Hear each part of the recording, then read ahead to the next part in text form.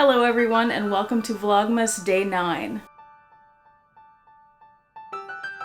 Good morning, or whatever time it is where you are. I think it's about 5:20 or so here. Here, I have my phone on me. I was close, 5:27. I have to make it a bit quick this morning. I have to leave earlier than usual because I have to be at school at 7 today for a meeting. Usually I don't have to be there till 8:15. Come on, Roxy.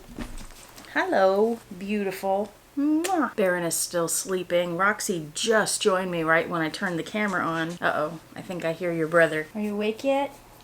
Not really. I'm trying to remember what it is I talk about. Who knows anymore? Since I've been up, I've set what would be yesterday's video for upload. I looked at a couple of sales and had to stop myself from looking too much because I didn't want to waste time doing that when I need to get this done. I started a to-do list for the day and I prepped for this video. I have another new handbag to show you. This is from Bloomingdale's as well. Like I said, I have several new bags to show you over the next few days. I'm going to go ahead and reveal this now. It has something in common with the bag from yesterday. It is the Longchamp Le Pliage tote in the large size in the color taupe. The extra small bag in the same color, that if I ever needed to carry that bag but I needed more than it would fit, I could carry both of these. Like if I needed my laptop or something, I could put that in here and then have the little extra small as my handbag, and that would be beautiful. As I'm filming this, which is on December 9th, Saks has a sale. They've got 20%, no, it's Saks off 5th, not Saks.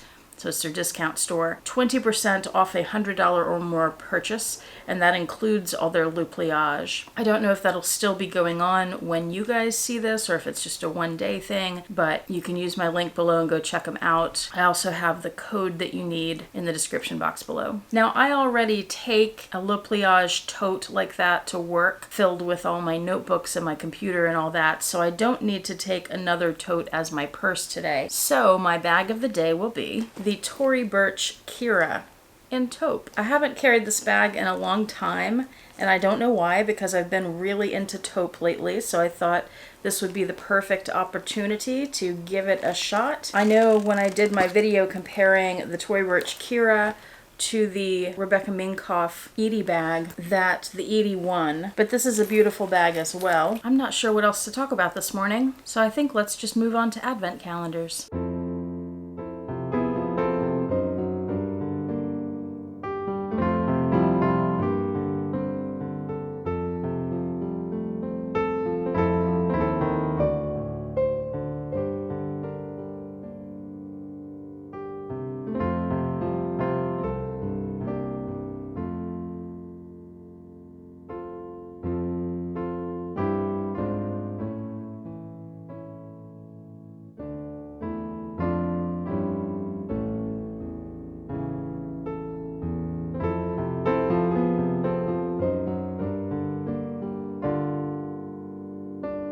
They're crystal doorknobs, well, crystal doorknobs, to go on the doors of my new white cabinets. What do we think? Trying to fancy the place up a bit. By the way, if you're wondering why I'm wearing this linen summer shirt, it's because it's basically summer here. It's in the 80s today, in the middle of December.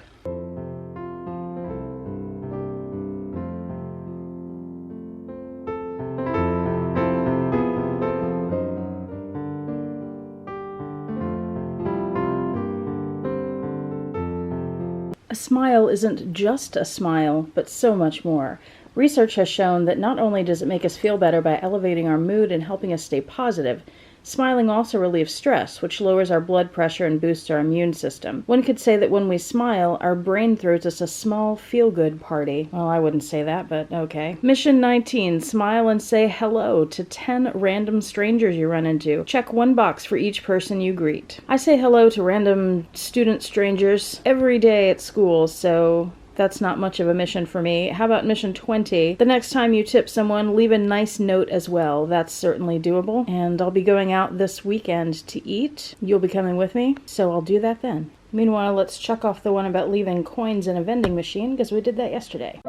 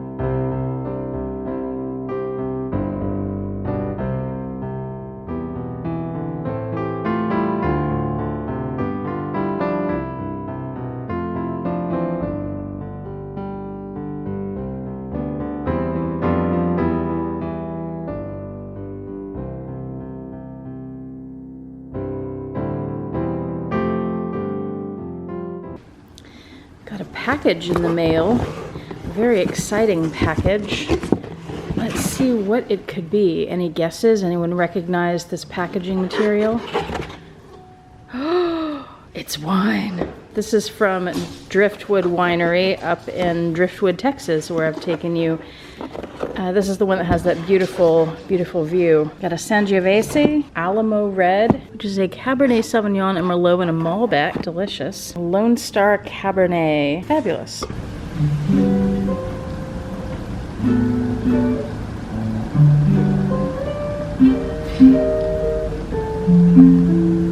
I've been promising to show you the rest of my Nutcracker collection, so here we go. Okay, technically this little guy is not mine. I bought that for Paul a few years ago. He's an Italian Nutcracker. I got it at World Market. He's holding the Colosseum. Roxy, is this fascinating? This is a Steinbach Nutcracker. I got it at Marshall's for some kind of discount. It might have the price on the bottom. Yes, it still does. Got it for $50, retail was $100. And this is a special one because he has that piano, and on the back of the piano, if you turn this little knob, it plays music. Or it used to. There it goes. Hello, Baron. Hello, Roxy.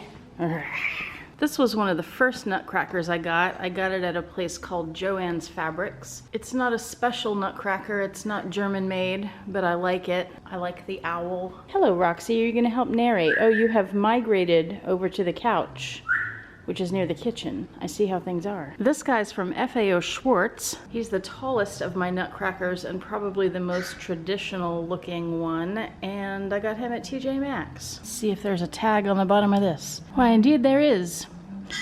Only $35, what a steal. And it says it's a limited edition collectible. I don't know what the retail price on that was. This is a Kurt Adler Nutcracker. They're kind of, I don't know, they're not German made, so they're not like real Nutcrackers. They're sort of artisanal, I guess. And this was gifted to me after I had it on my wish list a few years ago because it's a wine Nutcracker.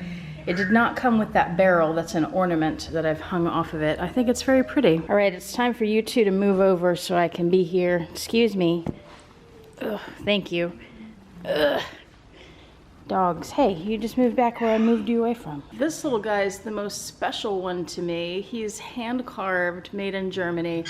And he's from that German shop that we visited in Old Town Spring. Paul bought that for me last time we were there, almost 10 years ago. There's the tag on it if you're interested. This is the only one that I think is truly hand carved. You know, a lot of them say they're handmade, but people working machines that make them is what I think.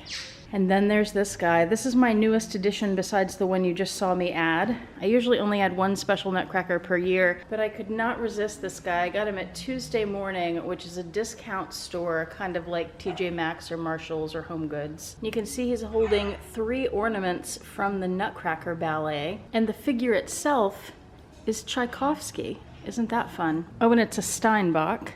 You can see the Steinbach stamp on the bottom, as well as what I paid for it, $130. Retail was $300. It has the little Mouse King, Dusseldorf, or whatever his name is. Isn't that who that is? Or no, that's him. I don't remember. Toy Soldier and Drommeldorf, whatever his name is. That's a beautiful Nutcracker right there. And that's a beautiful doggy. Hello, hello. The dog chariot. Some of you have never seen that before. That's what they use when we go outside to pee because she is a bad neighbor.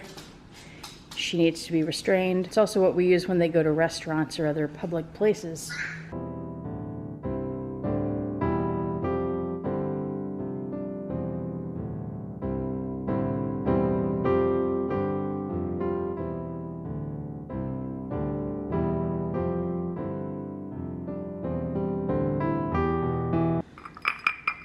While I'm waiting on the wine to breathe. I wasn't gonna give you tasting notes on this, but it smells very particular, like some kind of antiseptic.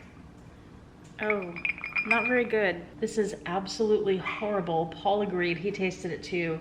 Neither of us can drink it, it's going down the sink. Let's try this one instead, blended malt Scotch whiskey, and hope for something better. I mean, that other one, I don't know what to tell you the flavor was, but it was like medicine.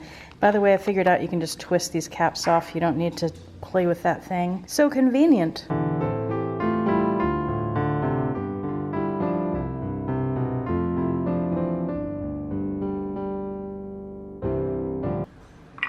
This still has that same smell, but it's not as strong.